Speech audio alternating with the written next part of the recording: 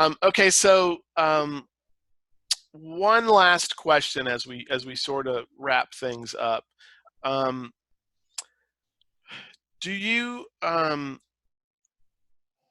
any particular hope about what church is going to be when we return to whatever normalcy looks like? Is your hope that we get back to doing the same old stuff? Is your hope that we use this as a launching pad to do more technology? Where's your mindset about, or are you even able to think about what's next? Maybe that's a better question. Where does this put you in terms of we've been on pause for 50 days? Is there, are we thinking about the future? Do we even have the bandwidth to do that? So I'll let you all respond to that. I mean, that's a lot of questions. That wasn't a very good job from your moderator, but so whoever wants to start, jump in. I think our appreciation for the things we've missed is really heightened during this time. So I'm hoping that will stay heightened, and that our value and respect and appreciation for those things we missed will be translated physically and spiritually as we're back together. I think that would be important. And the other thing would be, I think this virus has called to mind, even though we've been aware of it, it's made us more keenly aware of how this situation has affected those in poverty, and how the racial divide has been pretty significant during all this. So I would hope as a ministry organization, we would find our way to what part we can play in making a difference in those disparities. Yeah, amen. I like the technology standpoint only because I saw people at worship that, like your family members, Bob, Mm-hmm.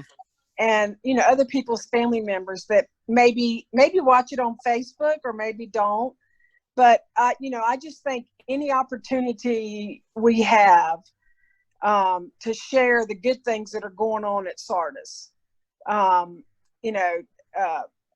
so I mean, I would like to see us continue with some form of technology, and I do think that we've learned a lot. And I think worship will be different physically, maybe in how we sit or how we hug or not hug or whatever. But I just think that the church is so wonderful that we are just going to be so excited to be in there in one accord again. It's just, it's just going to be wonderful. And I don't want us to lose that joy. Mm. And I think that's the way to describe it, is the joy that will be that first Sunday back. If it's raining buckets, I think it's going to be bright and joyful in that right. building. Yeah. Yeah. Thanks, Melissa. Any thoughts from Hal or Amanda? Yes. Well, I worry a little bit about how long it will be before we can get back to something close to normal. Mm-hmm. We may never be able to pass the peace again the way we did before. We may have to bump elbows instead of shaking hands, getting hugged. And for instance, in Sunday school class, we sit around the table and have a really interesting discussion every Sunday morning. And I don't know how long it will be before we can sit shoulder to shoulder around a table in a small room. Mm-hmm. Yeah.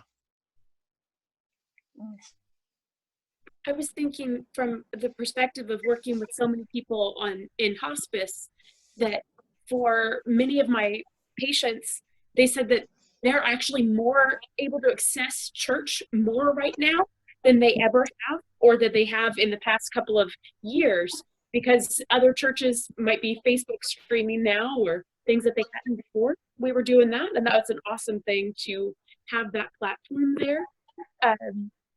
But in the hopes of the prophetic truth that I think we continue to hold right now, that we're searching imperfectly in the midst of a time of crisis, a time of pandemic, but the value of community, that we continue to try and we continue to hold the work that we're doing in our community to share God's love with others. I hope that we continue to lean into that prophetic truth as we come back together, as we find a new normal, that I hope that we don't fall into complacency as a church, as a culture, as a country, as a world. Sure. Yeah. Yeah. Yeah. I will say to you, one thing that this has changed for me is over the last year, one of the things I have really thought about for the long-term future of our church before COVID was top of mind was, what kind of space do we really need? You know, how connected are we to the physical space of Sardis? And I would tell you, before the crisis, I would say, yes, we're kind of connected to that space. It's wonderful and I love it and it's beautiful. But if the time ever came to where we became more of a scattered church that had a rented space or a more consolidated space, you know, that wouldn't be the end of the world. Now I feel such a deep connection to the physical space we have. I mean, none of that. I still believe that our church is a people and a spirit, and we will find a way to be church wherever. But that little parcel of land that is ours has taken on new meaning for me. It's something that I feel like I still want that to be part of our future.